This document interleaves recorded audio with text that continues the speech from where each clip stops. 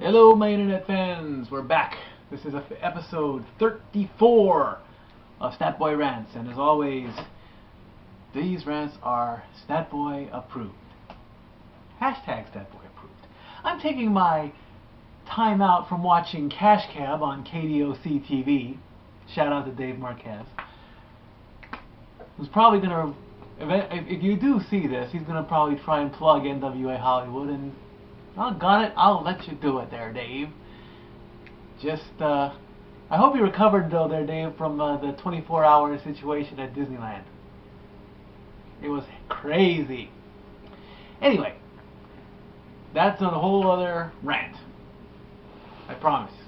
I wasn't there, but if you did survive it, good for you. We're going to talk about what happened on Monday Night Raw, which was on Monday the 27th.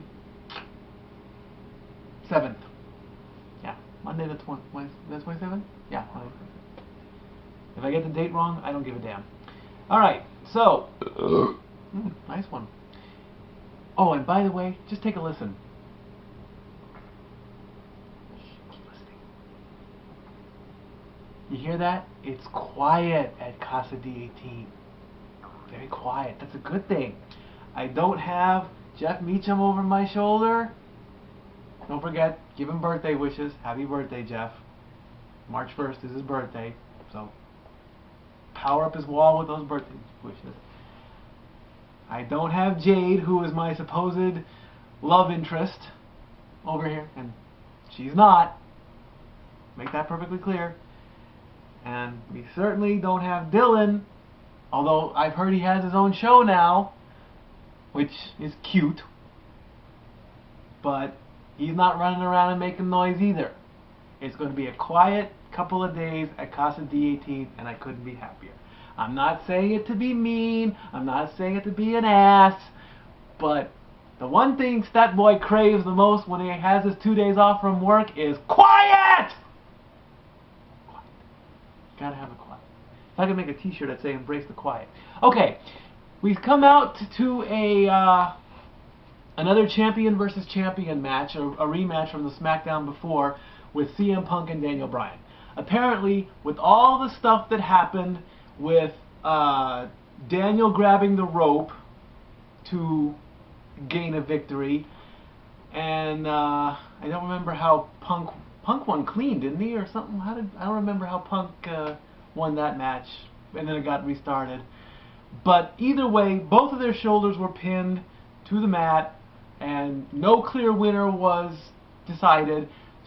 John Laurinaitis claimed that Daniel Bryan had won, and Teddy Long even claimed that CM Punk had won. Before you know it, they're starting to go at it, folks. They're gonna end up in a match in some capacity. Although let's face it, we do not want to see Teddy Long with his shirt off, and we god awful do not want to see John Laurinaitis in his doublet with bicycle trunks on. But look for, it's probably going to be Santino versus David, and the winner gets control of both shows. That's what they're building to. We're not dumb here. But Punk comes out for his match, and he gets interrupted by the jacket-wearing, supposed to be quiet but has a lot to say, Chris Jericho.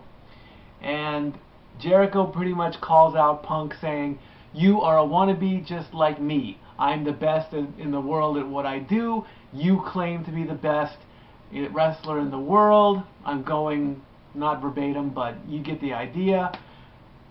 Punk interrupts the speech. Jericho calls him a boy. He goes, "I'm talking to you, boy. You're going to listen." And they go back and forth. They have a great promo, right? That's one of the best promos I've seen in a long time. Laurinaitis comes down, whatever. And then I think a cheap shot gets involved, and the match starts, and we go to commercial. When we come back from commercial, we look at the announce table, and lo and behold, Teddy Long and Santino Marella were there. Now, we don't know if they came out during the commercial or if they were already there and they just pulled the camera back. We don't know. And of course, the fight continues and whatnot. My show's better than your show, blah, blah, blah, whatever. Jericho comes in, and Let's see if I can remember this. Blah, blah, blah, blah, blah, blah. Teddy gets up, argues with Johnny. Otunga and Santino join in the argument. Sheamus comes down, throws Bryan back into the ring. GTS. Laurinaitis calls for the bell. No winner has been declared. Jericho comes back in. Cheap shot. Walls of Jericho. We go to commercial. We come back. We're hyping Triple H and Taker again. And we're going to have, for the millionth time, again, Cena goes up against Miz. I mean, they got nothing better for that. When we went to the Raw show in LA, I saw a better match that's not a bad idea. It was Miz versus Truth versus Swagger for the US title. Why throw him in a match with John Cena? Make that a reality for WrestleMania. You know? Have Truth come out, go up against Swagger, okay, or he calls out Swagger. WWE officials pay attention, you know. Then here comes Miz, and he actually cut a promo at the house show saying, you know, I am not going to be at WrestleMania without a belt. So it's, you know, two heels versus R-Truth. But of course, Miz is a bigger asshole than Swagger is, so, you know, give Miz the belt. He held that title once. Let him hold it again. So we come back and we get Kelly versus Nikki Bella. Oh yeah, that's great. Yeah, as if they can't do anything more with the divas. Kelly wins, big deal. Not much there. And then The Miz comes out for his match against Cena, saying that, you know, well, John Cena always does all this. I've done more media than John Cena does. And actually, when it comes down to Miz and John Cena doing talk shows, I'd rather watch The Miz. As much as I like John Cena, I would rather see The Miz on talk shows, you know? And of course, Cena wins. No surprise there. And Cena calls out The Rock. The Rock shows up on the big screen. You can't see me. Pulls down the shade. Fade to black. Then we have a triple threat tag team match with R-Truth teaming up with Kofi Kingston, which just sounds like a pretty good team on paper. They're cool and all that. Against Dolph and Jack. Hey, that sounds like a... Hey, bartender, give me a Dolph and Jack. It's perfect. Oh. And then, of course, Primo and Epico, the tag team champions. But let's face it, we all want to see Rosa Mendez. Her hips don't lie. And Primo and Epico retain after a, I think it was like Trouble in Paradise, which turned into a backbreaker, or a backstabber. Are Primo and Epico considered neutral? Because I love Rosa, but I hate the team. So they're kind of in the middle, I think. Then Kane decides to come back. He lives. Kane is okay after his ambulance match at the pay-per-view. In fact, at the Raw house show, an ambulance actually drove up to the backside of Staples Center. We're going, oh, there's Kane. Kane came in an ambulance. He didn't come in a Ford Focus or in fact, they must have had really crappy rental cars, because they weren't Escalades or Lincolns or Cadillacs. They were just simple, just good old-fashioned cars. I mean, you guys are WWE superstars. Get a car with class. Rent yourselves a Lincoln Town car. Get a Cadillac Escalade. Just don't put any spinners on it because you're in LA. They spinning, brother, they spinning. They spinning, brother, they spinning. Kane walks in, takes out who's ever moving, and leaves. We go to the back. We get Eve coming out now with her boobs from here to Sunday. Let's face it, guys, we were looking at her boobs. She could talk about nuclear meltdowns and Armageddon, and the world's going to come to an end in 2012, and oh, I don't know, there's 5 nuclear missiles aimed at the United States, but we're staring at Eve's boobs. Yeah. But she does, and honestly, nobody cares. So maybe the whole Hosky thing is done. I don't know. We had a tag team match with Big Show and Sheamus against Cody Rhodes and Mark Henry. Big Show and Cody are feuding now, with Cody showing all these previous WrestleMania moments. He so far showed the Akabono Sumo match, which, let's face it, we do not want to see any more of Big Show's ass than we've already seen. Thank you, DX. You started the trend back then when, you know, they shoved Vince up as far as far as Big Show that they can't go any further. And then he's wearing the sumo trunks and ugh. Well, Big Show didn't look that big back then. He looked kind of thinner. And then he showed the footage with Floyd Mayweather, getting knocked out and his nose broken. You know, whatever. Cody decides, I don't want nothing to do with this, and he bails. And of course, Sheamus and Big Show win. Congratulations to Cody Rhodes. He has now surpassed 200 days as Intercontinental Champion. Has he defended it? Not that I've remembered. But 200 days, man. Another 100 to go, and that's one of the top, whatever. And finally, The Rock comes out. The big moment. This is what everybody in the WWE universe has waiting for. Why? Because The Rock finally decided to show up. So I think now it's been 6 times. He's on a new hand. He comes up, and thanks to the high definition camera, he shows his forearm. It's covered in goosebumps. It's like, okay. And he verifies the fact, he actually tells the truth, that when he said he was home, he realized, yeah, I know, I haven't been here every week. Well, no kidding, Rock.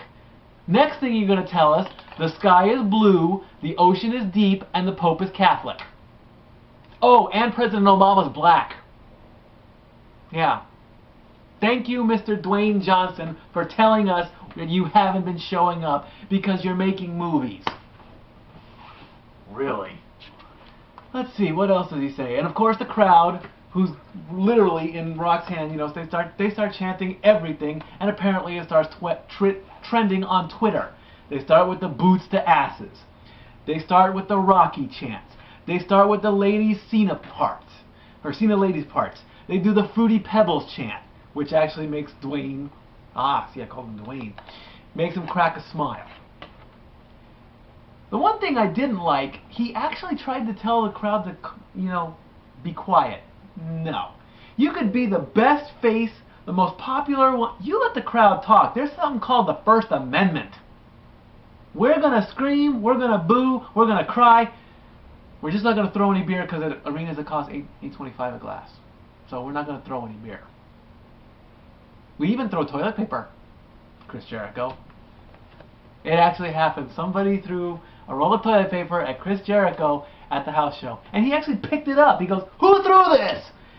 And about 200 people snitched this guy out.